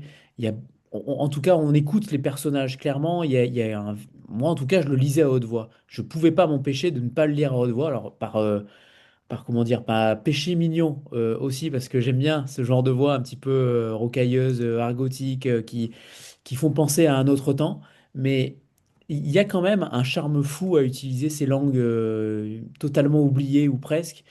Comment vous avez travaillé la matière justement de ce rythme-là? Parce que vous êtes un homme de musique aussi, on parlera de la musique juste après, mais Clairement, il y a ce mélange entre ce rythme, cette gouaille, ces dialogues que vous arrivez à mener de main de maître avec cette certaine musique. Et peut-être que tout à l'heure, vous pourrez nous parler aussi de cette bande-son idéale que vous pourriez mettre quand on lit Kunadi. Bah, écoutez, il y a deux types d'écriture. Il y a la partie narrative et le dialogue. En ce qui concerne la partie narrative, je me refuse à chaque fois à grossir les choses et à utiliser de l'argot. Sauf si ça sert l'histoire, bien évidemment. Donc, le niveau de langage que j'utilise, c'est le fruit d'abord de ma culture. On a chacun notre culture. La mienne est pas immense, mais elle n'est pas minuscule non plus. Et si on prend qu'est-ce que je vais dire? Ben, Valadon, on en parlait tout à l'heure. Donc Valadon, elle meurt en 1938, donc on est 40 ans plus tard. Mais on est déjà à l'époque des Prévert, on est déjà à l'époque des Bruants, on est encore à l'époque des Louis Lacaille, j'en parle en plus, c'est l'un des personnages du roman. Audiard est pas loin non plus. Donc ça, c'est plutôt pour les dialogues. Donc moi, je fais très attention à écrire dans un français contemporain les parties narratives et le dialogue à écrire, je les écris aussi en fonction de l'état social du personnage. Vous ne me ferez jamais écrire à l'imparfait du subjonctif un gamin qui vit dans le quartier de la Busserie à Marseille. Ce serait une erreur absolue. Et donc là, moi, ce que je fais, c'est que je me baigne dans la période. C'est-à-dire que alors il y a des bons bains et des mauvais bains. Pour Assassin, qui est le livre qui révèle, j'en suis à peu près persuadé aujourd'hui, les véritables raisons de la mort de Zola et qui a payé pour qu'il meure. Donc j'ai écrit Assassin et le mauvais bain, c'est que j'ai dû me farcir les 1500 pages de la France juive de Drummond. Ça, c'est un peu compliqué. À côté, j'avais heureusement les Rougon-Macquart qui m'ont permis de me remettre dans le jus, me remettre dans le bain. Et vous avez tout à fait raison d'employer le mot de musique parce que si vous mettez trop de mots d'époque, pour un public de 2025, ça sent la transpiration. C'est-à-dire, ça sent l'auteur qui a fait une liste de mots et qui se dit, avec ça, je vais faire époque. Et ça, c'est vraiment un danger absolu, absolu, absolu.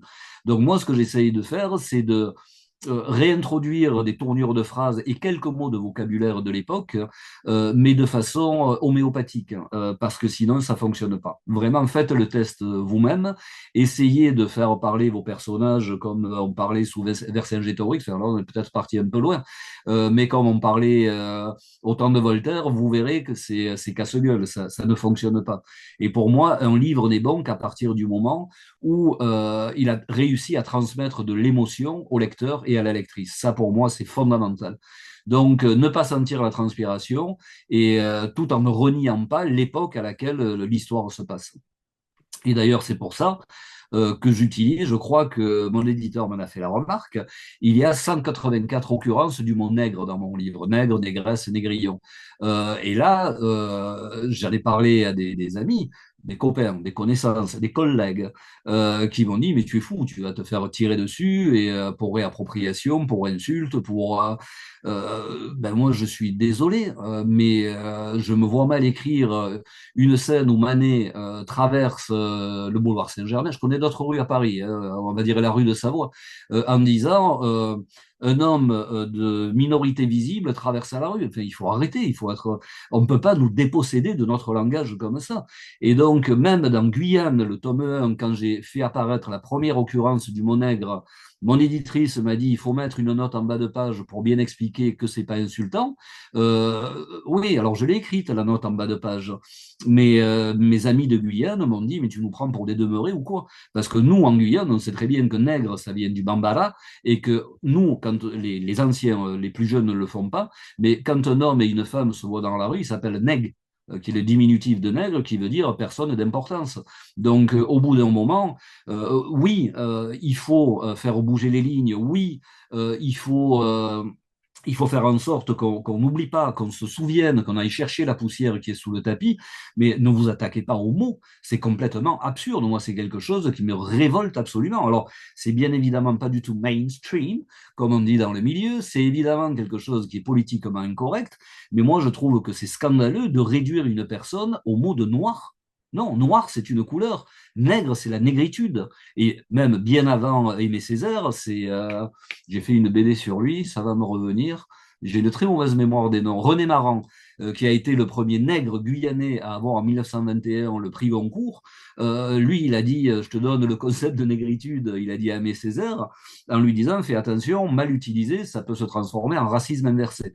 Donc je vois déjà de là les tenants de la néo-négritude me disant le racisme ne peut pas être inversé, etc., etc. Non, moi je n'écris pas pour insulter, mais je trouve que quand un mot est beau, comme les négros spirituels. Je suis désolé, j'ai le discours de Martin Luther King qui est affiché chez moi, et il parle de Negro. S'il parlait de nigger, là, ça devenait dangereux. Mais Negro, c'est uniquement depuis les années 80-90 que c'est devenu un terme, il faut faire le signe de croix quand on l'utilise. Et donc, non, moi, j'irai jusqu'à la fin en utilisant tous les mots qui sont nécessaires, qui ne sont pas insultants. Et on trouve que ce mot est insultant par manque de culture, je le répète encore une fois. Et quand on me dit tu vas avoir des problèmes avec les Brésiliens parce que tu n'es pas toi-même brésilien et tu as écrit Zombie, qui est le premier roman sur l'esclavage au Brésil, il faut que ce soit un Français qui le fasse. Oui, ben je l'ai fait. Et alors, si je ne l'avais pas fait, qui l'aurait fait? Donc, au bout d'un moment, la littérature est en danger par rapport à ça aussi. Mais je vous rassure tout de suite, vous m'envoyez votre adresse postale, je poste des Lexomil dès la fin de l'entretien et vous verrez, vous aurez un sourire comme ça, il n'y a pas de souci. Mais en effet, mais c'est important aussi que vous le disiez, puisqu'il y a des scènes extrêmement dures envers Manet notamment. Mais vous prenez le contexte de l'époque aussi. Enfin, on ne peut pas abolir une certaine réalité. Voilà, travestir la violence de l'époque, le racisme de l'époque, ça aurait été dommage de ne pas le traduire en littérature. Ça n'aurait C'est eu c'est ce aucun que je sens. fais. C'est ce que je fais donc pour relier les morceaux, vu que Jules Gros et Manet n'ont aucun lien. Il faut bien qu'ils se rencontrent. Donc ils se rencontrent pour des raisons romanesques. Et Jules Gros, qui ne connaît rien à la Guyane, trouve en Manet un nègre, ça fait véridique, qui est guyanais, qui a été naturalisé français, mais qui était brésilien, qui a fait de l'orpaillage et qui a vécu dans la jungle. Donc il a trouvé son secrétaire particulier idéal parce qu'en plus il sait lire, écrire et compter. Donc, pourquoi je dis ça encore une fois? Euh, oui, et donc le seul objectif de Jules Gros, outre l'envie, le rêve de faire le bonheur de tous ces pauvres gens de sa République qui n'attendent que lui pour accéder au bonheur, le rêve de Jules Gros, c'est d'être crédible par rapport aux sociétés savantes. Il était d'ailleurs membre de la Société de géographie de Paris et de la Société de géographie industrielle, me semble-t-il aussi. Donc il était quand même un chercheur patenté, reconnu, mais pour avoir de l'argent et faire des conférences, il fallait absolument avoir avec soi quelqu'un qui témoigne qu'on était allé sur les terres dont on parle, alors que Jules Gros n'y avait jamais mis les pieds. Et le premier à avoir fait ça, c'est Crevaux, qui était, et ça c'est historique, qui était un expéditeur, un véritable expéditeur d'après ce que j'en ai appris en lisant beaucoup, quand il est rentré à Paris pour faire tomber de l'argent en plus des subventions qu'il pouvait avoir par les différents ministères, avait amené avec lui Apatou.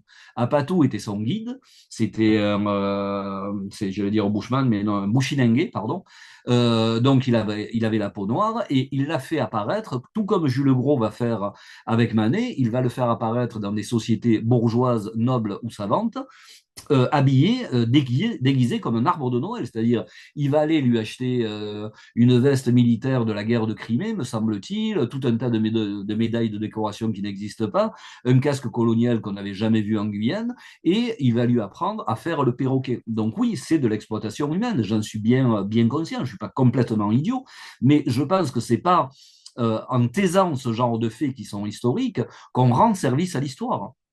C'est comme ça que Jules Gros a pu berner un grand nombre de gens, y compris les services secrets français, anglais et britanniques.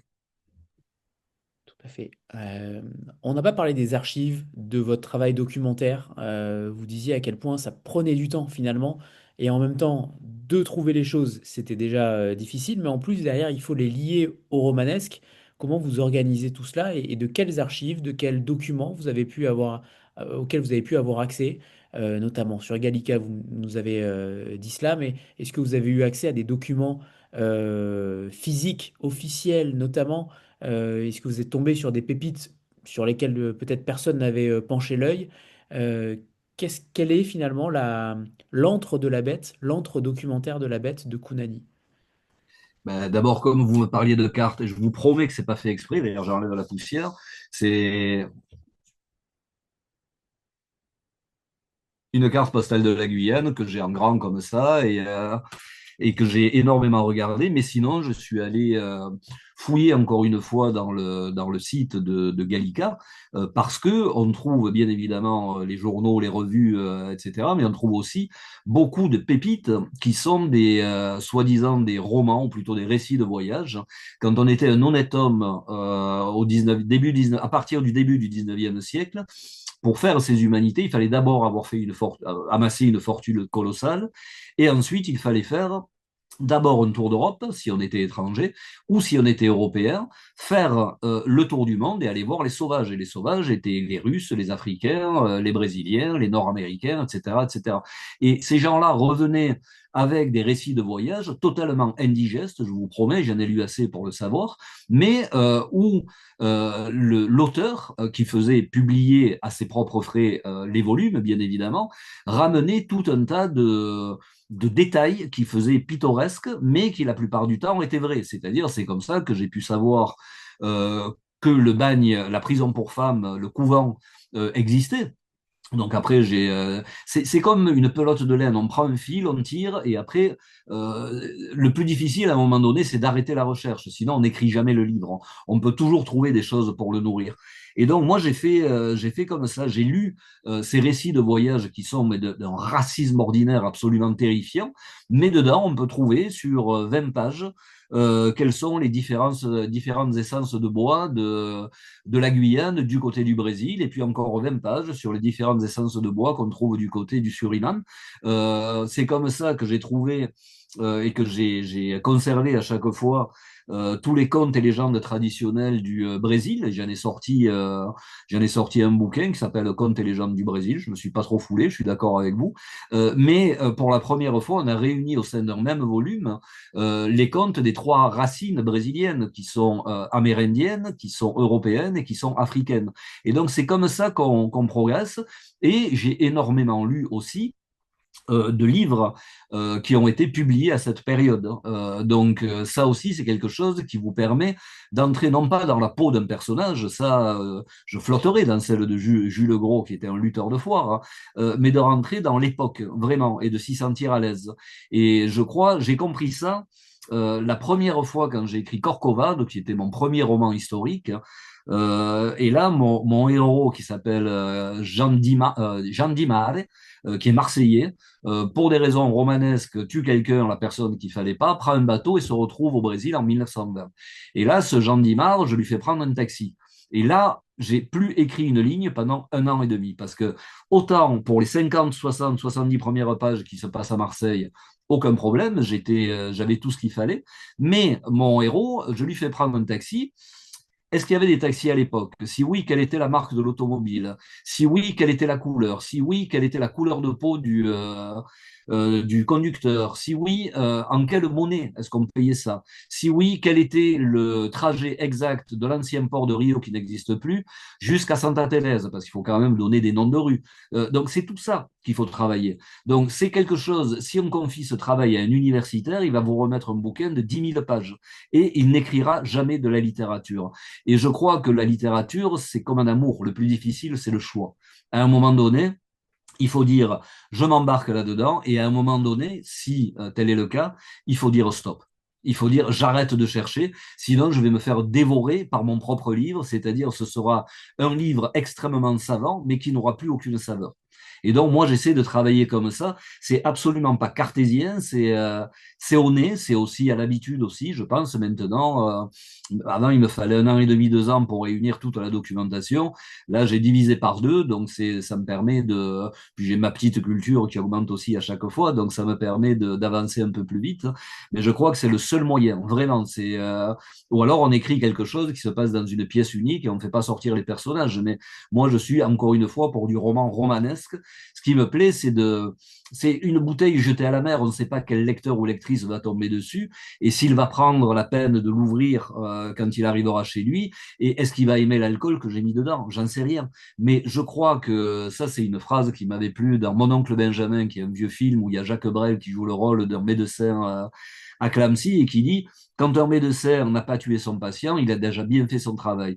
Et je crois que quand un romancier n'a pas ennuyé son lecteur, je crois que le livre est pas si mauvais que ça. Donc il faut de l'émotion, absolument de l'émotion. Très bien. Alors justement, la bande son dont on parlait tout à l'heure, qu'est-ce que vous auriez imaginé? J'étais persuadé qu'à la fin, j'allais avoir une bande son, une playlist de musique que vous auriez pu mettre justement pour traverser ce roman qui est parfois très sombre, qui est parfois très lumineux aussi. Quel silence, quel grondement de fleuve peut-être vous auriez composé? Comment vous auriez imaginé cela? Alors écoutez, je me fais effectivement une. Si je regarde à gauche et à droite, c'est qu'en même temps, j'ai ouvert la fenêtre de ma musique sur mon ordinateur et j'ai une liste effectivement qui s'appelle Kunani. Donc ça va de la guitare classique à Alcione, qui est une grande artiste brésilienne. Il y a aussi tout un disque d'accordéon musette, parce que c'est à cette époque que ça commence. Il y a aussi un disque de Cholinho de Pichinguinha. Il y a aussi du tango avec Astor Piazzolla. Il y a aussi de la guitare avec Baden-Powell. Qu'est-ce que je pourrais vous dire encore? C'est Carmen Miranda, mais ça c'est un autre problème. C'est le livre qui va sortir la semaine prochaine. Et beaucoup, beaucoup aussi de musique de film, notamment Charlie Chaplin. J'adore Charlie. En plus, Charlot est un compositeur absolument formidable. Et des musiques de films de Jacques Tati aussi, c'est quelque chose qui me touche beaucoup. Mon grand maître en la matière, c'est Nino Rota, qui était celui qui faisait toutes les musiques des films de Fellini. Donc vous voyez, ça, ça fourmille. C'est pas uniquement de la guitare classique baroque du 17e, 18e siècle. Non, non, c'est quelque chose qui, là encore, c'est au nez. C'est pas du tout cartésien. Je sais que si je mets que des musiques tristes, mon livre va prendre une teinte un peu sombre. Si je mets que des musiques gaies, je vais pas arriver à rendre la douleur et la souffrance de mes personnages, parce qu'il y a aussi de la douleur et de la souffrance. Donc là, je suis en train, je le réouvre, je vous prie de m'excuser. Qu'est-ce que j'ai sur Sandras? Non, je ne l'ai pas encore fait, Sandras. En revanche, là, je vais faire beaucoup de jaloux. J'ai réussi à trouver un inédit d'une interview de Blaise Sandras, donc ça, je vais beaucoup m'en servir. Et voilà, pour Sandras, qu'est-ce que je mettrai? Ben, les inamovibles, c'est bien évidemment Nino Rota, c'est bien évidemment Charlot, parce que ça porte, il y a pas de parole, et c'est toujours la musique classique, notamment jouée à la guitare, guitare sèche, comme il se doit. Et puis j'ajouterai certainement, alors pas de la musique suisse, parce que Sandra Sauser était suisse, mais j'ai un peu de mal avec la musique suisse de ce que j'en connais. En revanche, de la musique de la période de 1924. C'est ce que j'avais fait. Ben, je reprendrai aussi la liste que j'avais faite pour Les Pêcheurs d'étoiles, qui raconte une nuit de cuite ininterrompue entre Satie et Sandras dans le Paris de cette époque. Et voilà, la littérature, de toute façon, est musique, de la même façon que Rimbaud disait que la poésie était couleur, A, blanc, noir, I, rouge, etc. Pour moi, je pense que la littérature, c'est avant tout de la musique. C'est du page-turner, comme disent les amoureux de la langue française, mais c'est aussi et peut-être avant tout de la musique. Et puis, je vous pose deux questions récurrentes à chaque auteur qui passe ici. La première, c'est celle du livre ou de l'auteur que vous aimeriez, méconnu du grand public, que vous aimeriez conseiller ce soir au lecteur pour faire parler notamment un fond de catalogue, un livre qui n'est pas forcément récent, justement, et donc qui ne sera pas évidemment La femme de ménage. Alors, donc, ça, c'est un peu de chance. Peut-être que je vais écrire l'homme de ménage si je suis bien énervé et que Elle j'ai va le faire un pour bon vous. chat Elle va le GPT. faire pour vous. Ou alors, je vais faire une transe de ménage parce qu'il faut être inclusif, je vous le rappelle. Et après, on peut le décliner dans de nombreuses versions. Non, alors, j'en ai deux si c'est possible, hein. Le premier, c'est carrément toute son œuvre, c'est Blaise Cendrars, parce qu'il a eu à un moment donné les honneurs de l'éducation nationale en France avec L'Or et Rome, qui sont deux romans courts. Mais je pense qu'il faudrait qu'on se remette à lire d'Outre-mer à Indigo, qu'on se remette à lire Bourlinguet, qu'on se remette à lire ce genre de pépites monumentales où Sandor, c'était le plus grand menteur sur Terre, c'est quelque chose d'hallucinant, mais il écrivait avec du génie. Enfin, pour moi, en tout cas, j'ai pas de maître en littérature, j'ai des phares et lui, il éclaire dans des directions qui me plaisent beaucoup. Et puis l'autre, c'est un livre plus modeste, mais moi, il m'a touché énormément. Ça s'appelle Rue des bons enfants de Patrick Cauvin. Patrick, j'ai eu la chance d'un peu le connaître. C'est lui qui écrivait sous des pseudos dont E égale MC2, mon amour, etc., etc. Et Rue des bons enfants, ça raconte une histoire comme je les aime, dans une ville comme je les aime. C'est à Marseille. Ça commence avec l'exposition universelle. Je donne pas de date parce que c'est au tout début du XXe siècle. C'est la rencontre entre la fille d'un industriel et le fils, euh, félicitations, magnifique, et le fils de Maquereau, que tout devrait opposer et qui, jusqu'à l'arrivée des Allemands, donc ils vont passer presque 40 ans l'un avec l'autre, à s'aimer, à se désaimer. Et c'est juste de la littérature, moi j'appelle ça ma littérature doudou. Quand je pars à l'étranger, évidemment, j'ai 23 kilos au maximum de bagages, donc je ne peux pas emporter beaucoup de livres, mais je prends toujours, en plus des livres e-book, je prends toujours mes livres doudou. Donc il y a celui-là, il y a Candide de Voltaire, bien évidemment, il y a Le cas ou en cet instant précis de Dino Buzzati, enfin j'en ai quelques-uns comme ça, ou Le Baron Perché d'Italo Calvino. Et je crois que Rue des bons enfants, si vous le trouvez, parce qu'il est plus du tout édité et c'est vraiment très triste, c'est quelque chose que vous devriez éventuellement vous procurer. Et il a mis beaucoup plus de talent là-dedans, à mon avis, que dans un sac de billes, parce que c'était quand même le nègre de Joseph Joffo. C'est pas moi qui fais une trahison. Il a déclaré sur le plateau de Canal+. Vous verrez la différence entre un livre de commande et un livre qu'il a écrit, encore une fois, avec ses tripes. Très bien. Et la deuxième question, c'est celle d'échanger sa place avec un personnage de fiction pendant une journée. Qui avez-vous choisi, Jean-Paul, et est-ce que vous changeriez sa destinée? Ben, j'hésite entre Don Quichotte et remplacer la lance par une Kalachnikov et tirer sur tout ce qui bouge, mais j'en parlais avec un ami philosophe brésilien qui me disait quelque chose qui m'a marqué. On parlait de ce genre justement de turbulence politique qu'on est en train de traverser. Il me disait, moi, j'ai la solution pour que les gens qui se présentent soient honnêtes. J'ai dit, ben, donne-la moi. Il me dit, ben, tu prends tous les élus, tu les mets contre un mur et tu tires. J'ai dit, ouais, on a fait 189, on a bousillé 200 familles, il y en a 400 ou 800 qui sont revenus. Mais non, non, c'est pas ça. Tu refais une élection et tous les gens qui sont élus, tu les remets contre un mur et tu tires. Je dis, mais jusqu'à quand? Il me dit, c'est tout. À la troisième élection, ceux qui vont oser se présenter, c'est qu'ils auront vraiment envie de faire le bonheur du peuple. Donc, il y a le côté Don Quichotte, mais je suis non-violent. Et après, il y a le côté, contrairement aux apparences, je suis un taiseux. Je dis d'ailleurs toujours qu'entre auteur et autiste, il n'y a pas une grande différence. Mais là, vous m'avez invité très gentiment, donc j'essaie de donner ce que j'ai de meilleur en moi.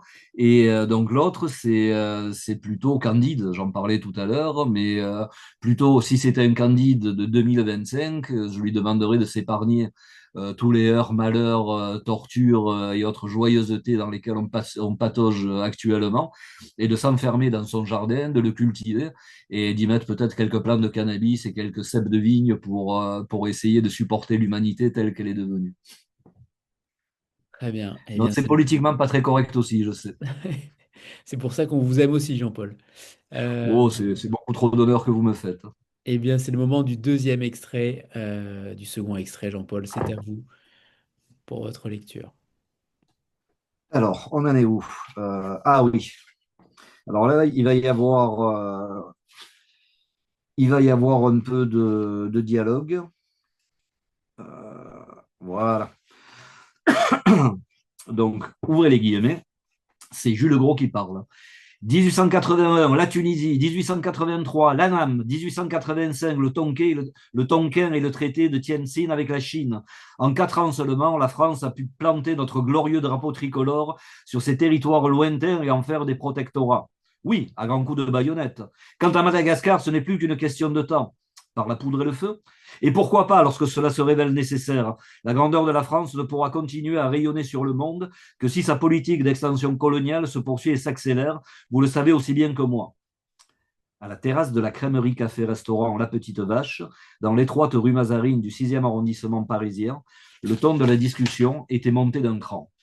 Seul à son guéridon de marbre, avec sa barbe blanche d'apôtre parsemée de miettes de croissant, tout ventre dehors, dans un costume élimé et râpé, les sourcils hérissés d'indignation, Jules Gros s'était interrompu pour juger de l'effet de sa saillie. Puis, de sa voix au perché, qui jurait avec son physique de montreur d'ours aux cheveux trop longs, il avait repris. Monsieur Jules Ferry, dont vous conviendrez tous que c'est un grand homme, vous l'a prouvé par A plus B lors de son remarquable discours tenu à l'Assemblée. Et vous persistez pourtant à nier l'évidence. À la table voisine, 3 hommes d'une soixantaine d'années haussaient les épaules et bougonnaient dans leurs moustaches, du temps que Jules Gros poursuivait de sa voix de grenouille. La grandeur de la France, ne vous en déplaise, messieurs, devra passer par une expansion énergique et raisonnée de sa politique coloniale. Voyons, vous savez fort bien qu'ici, en Europe, des barrières protectionnistes iniques se dressent contre nos intérêts. Dès lors, comment nos industriels pourraient-ils continuer à prospérer? Les seuls marchés pardon, les seuls marchés qui sont capables de fournir de la matière première de qualité et qui peuvent acheter en retour nos produits manufacturés sont et seront nos colonies. Plus la France en possédera, plus notre nation pourra s'enorgueillir d'être encore une nation puissante, crainte et admirée. Vous n'êtes pas sérieux, monsieur Gros, s'étrangla l'un des 3 hommes, serrant sur sa poitrine un cartable de mauvais cuir bourré de livres et de papier jusqu'à la gueule. Vous ne pouvez pas être sérieux, voyons. Je suis plus sérieux que je n'ai encore jamais été, sachez-le. Et je maintiens que M. Jules Ferry dit vrai lorsqu'il affirme que la France a un devoir d'expansion vitale. En prenant sous notre aile des territoires lointains, elle s'assurera une expansion économique de... Vous plaisantez. M. Grévy, président de notre République, est lui-même farouchement opposé à une expansion économique de tout premier ordre, vous dis-je. Et qui fournira à la France et que fournira la France en échange à ces populations qui ne nous ont rien demandé et dont nous ignorons à peu près tout?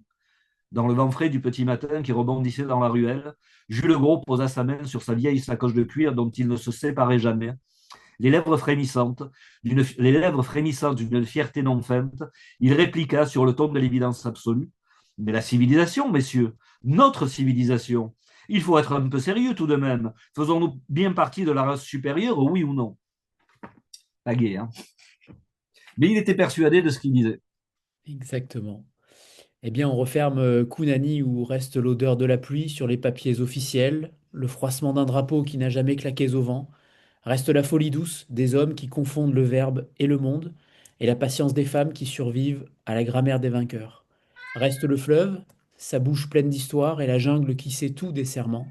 Reste la beauté triste des timbres orphelins, hymnes sans foule, monnaie sans poche. Reste une question posée sous la moustache d'un roi imaginaire. Qu'est-ce qu'un pays, sinon un récit suffisamment contagieux? Reste Clara, debout, Manet, marchand, l'amour comme territoire non négociable. Reste l'ironie, ce sourire que l'histoire adresse aux imposteurs, mais aussi la tendresse pour les perdants magnifiques. Reste la phrase, son pas musical, sa houle, sa coupe, littérature comme seule frontière habitable. Reste l'épreuve du réel, qui n'a pas dit son dernier mot. Reste un écrivain qui, de livre en livre, compose un atlas sensible, un bréviaire de nos illusions communes. Reste peut-être la légende d'un royaume où l'on n'entrera jamais, sauf par la lecture. Reste la joie d'avoir cru un instant à ce qui n'était pas. Reste la preuve qu'une fiction digne sait redonner voix aux oubliés, aux visages, aux effacés, aux pays, aux exilés. Reste l'idée qu'on n'est pas propriétaire du monde, mais locataire de ses récits. Reste la certitude qu'une frontière se traverse par le cœur bien avant la carte. Reste ce désir têtu de recommencer, écrire pour remettre le monde d'aplomb. Reste Kunani, roi sans terre ni couronne, mais roman souverain. Et nous, lecteurs, sujets consentants d'un royaume de pages, qu'il dure, tant que durera notre soif de croire. Merci infiniment, Jean-Paul Delfino. C'est moi qui vous remercie et je Kunani, vous félicite. aux éditions Istiga et compagnie. Et vous avez vu, en fait, c'est elle qui écrit mes livres. Elle est venue pour la présentation, elle est venue pour la conclusion. Entre-temps, elle a fait la sieste, donc on peut la remercier aussi. C'est ça. Et ce n'est pas une intelligence artificielle. Ah non, ça, elle est tout sauf artificielle. Merci infiniment, Jean-Paul. C'est moi qui vous remercie énormément pour tout et puis continuez parce que, encore une fois, je le dis à toutes mes interventions, entrer dans une librairie ou aller dans une médiathèque ou aller dans un salon du livre, c'est déjà un acte de résistance. Et je plaisante pas, c'est pas une posture. Je suis persuadé que la culture, c'est peut-être ce qui nous sauvera dans les moments de plus en plus dramatique, et je pèse le mot, qu'on est en train de traverser, et on n'en est qu'au début. Donc voilà, je crois que là, on a eu l'apéritif, on va attaquer les hors d'œuvre, pardon. Donc vive la littérature et vive les chats. Très bien. Merci, Jean-Paul. Je Merci vous à remercie tous. infiniment. Belle Au soirée à revoir. tous. Au revoir.